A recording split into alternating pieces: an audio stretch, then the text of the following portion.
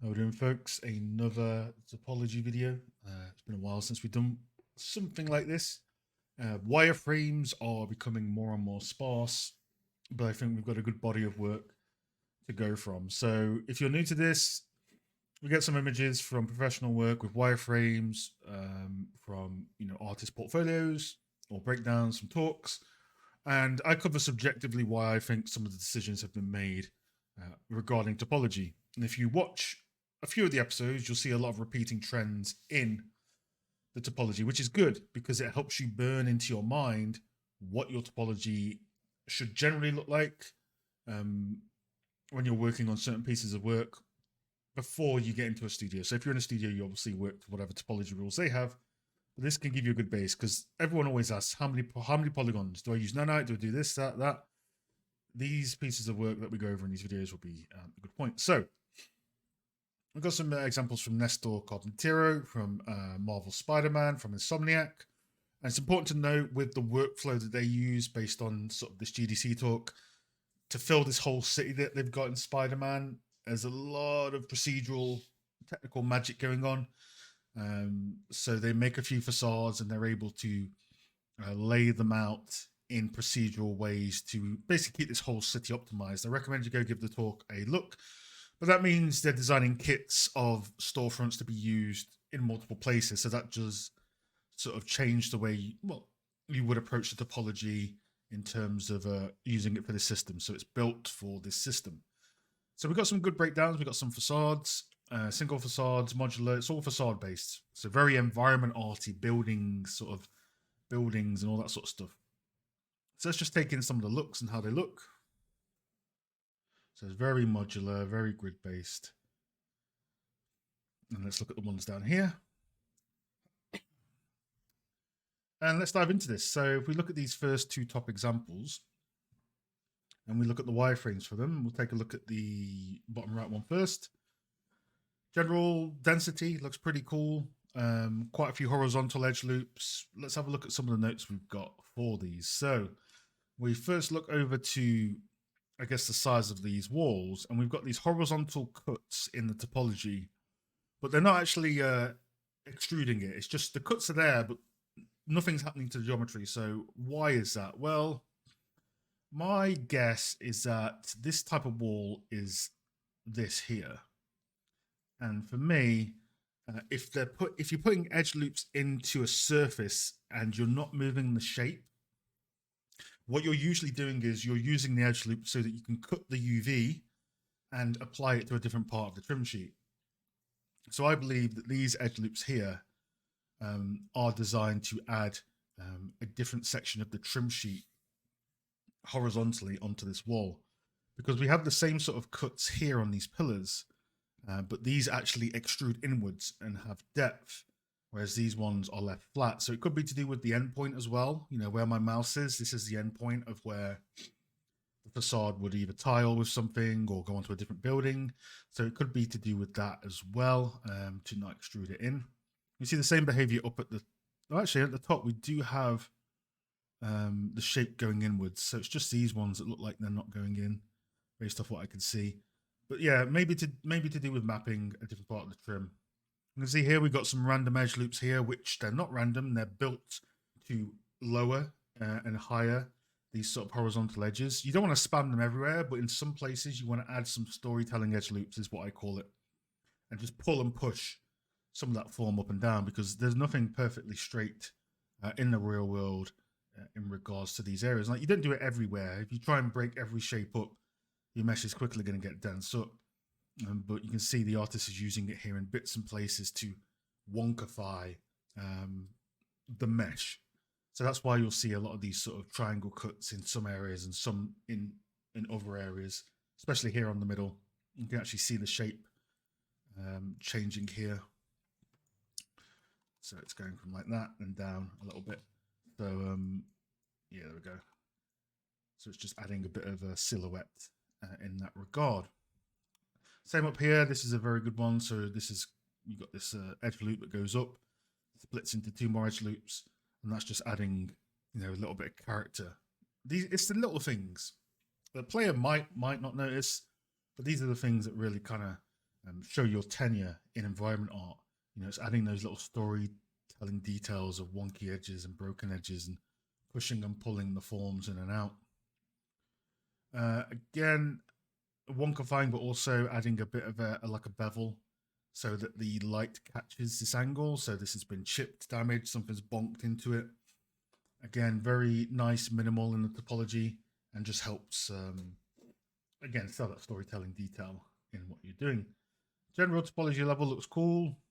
Again, most of it is supporting the main shapes. Again, with Spider-Man, there's so many buildings, so many turns in the city. You can't go that crazy with stuff, especially when you're generating it over and over and you're generating props on it as a separate pass.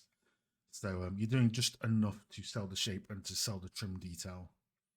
The one on the right, we get to our classic arch shape. So if you follow the videos, you know that we always talk about these arches, and they're a good way to burn in the topology into your mind of how these things should look. So the usual way to optimize environment arches: target welds into the corners, and then towards the middle, target weld upwards to reduce super thin triangles. So there are some thin triangles in here anyway, but it's not really too much of an issue. In my opinion, thin triangles, I see them everywhere in games in terms of topology. So if you have an engine where they are specific errors, sure, you need to optimize that. But I don't think thin triangles are as big a deal as in 2024 as they used to be for console development. So we target weld up to the corners. And then to reduce really thin triangles, it's still a good practice to take these middle ones and go upwards. Otherwise, if you were target welding from the center point, these ones that reach the middle are going to get really, really thin across a long faces. And whilst I don't think it's too much of an issue for most engines now, in my opinion, it's still good practice to do it because you keep a center line in here. And that center line just lets you chop this in half if you were to need to work on it or optimize it. So if there's an easy way for you to keep a chunky triangle, go for it. But as you can see, there are still thin triangles in places. It's not a hard and fast rule, I would say. But always go by what your studio recommends. I get more edge loops that add wonkiness at various angles. And this is just to break up those big flat faces. Very good signs of someone that's been doing environment art for a long time, because this is what helps make the difference, really. Towards the bottom, we have a lot of vertical loops going down. They don't seem to break. They break the shape up at the top, but they're just left hanging down at the bottom. So why leave them hanging down at the bottom as opposed to, target welding every single one of these, like across here, then across here. And it does go back to that reason of thin triangles. Like, this face is really long horizontally, so you're going to make some really, really long triangles. Whereas up here, there's not a huge difference in the shape of this face. It's a pretty low surface area, but this one is really, really long. So when you target weld down, there's not really much point. You're not really going to be saving that much by target welding it, but also you're going to cause some really long triangles, like to the point where it would probably be an issue if they're so razor thin versus these ones above, which I think are just about right for the most part. So yeah, why let them go straight down? For me, again, I think it's too much hassle to target weld them all the way to the corners on such a long face. You could probably target weld some of these together, sure, but again, could be using vertex painting on the floor. It really depends. But yeah, you could, for example, just target weld some of these in. But again, I'm sure there's a good reason for it.